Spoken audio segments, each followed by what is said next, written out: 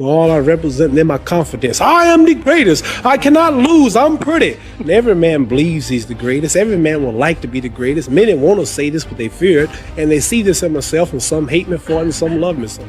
Do you have a bodyguard? I got one bodyguard. He has no eyes, though he sees. He has no ears, though he hears. He remembers everything with the aid of mind and memory. When he wishes to create a thing, he just orders it to be and it comes into existence. That's God. Oh, he's my bodyguard. He's your bodyguard. He's the supreme. What would you like people to think about you when you've gone? I'd like for them to say he took a few cups of love. He took 1 tablespoon of patience, 1 teaspoon of generosity, 1 pint of kindness. He took 1 quart of laughter, 1 pinch of concern, and then he mixed willingness with happiness. He added lots of faith, and he stirred it up well. Then he spread it over a span of a lifetime, and he served it to each and every deserving person he met. I studied life, I studied people, and I'm educated on this. But when it comes to reading and writing, I may be illiterate in that. But when it comes to common sense, when it comes to feelings, when it comes to love, compassion, heart for people, then I'm rich. Yeah. I wrote something once that says, where is man's wealth?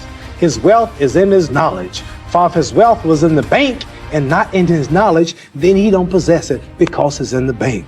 You understand? My wealth is in my knowledge. I'm a spokesman for my people, and I want to represent my people, and I don't want to be a bad representative. I can't be blind because the blind lead the blind, they all fall in the ditch. No, I want to say something right here.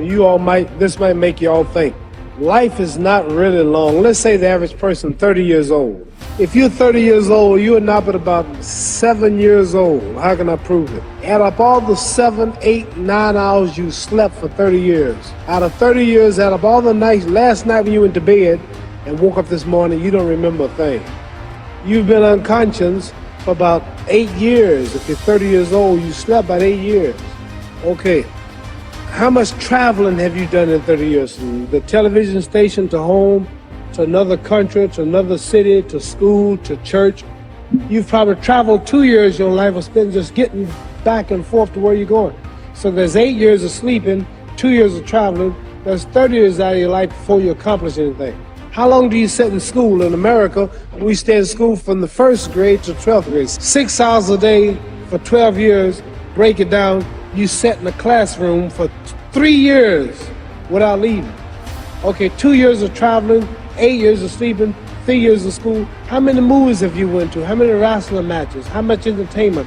How many movie theaters, live plays, baseball games? Probably 2 years of entertainment. So by the time a man, you older people know him, bear witness what I'm saying, by the time you have children, by the time you have made a way for your children, by the time you've paid for your home, you're pushing 60 years old. So life is real short. See, Ali, that's the only thing about Ali. When you were watching Ali get beaten up as an old man, even that was a young kid, he's not going to quit. You got to kill him. He won't quit. Even he was getting beat up every round, getting kicked out of him by Larry Home. And it's a champ. No, come on, let me out. Come on out. They wouldn't stop. He would have to stay up there and take the beating like a man. He wouldn't quit.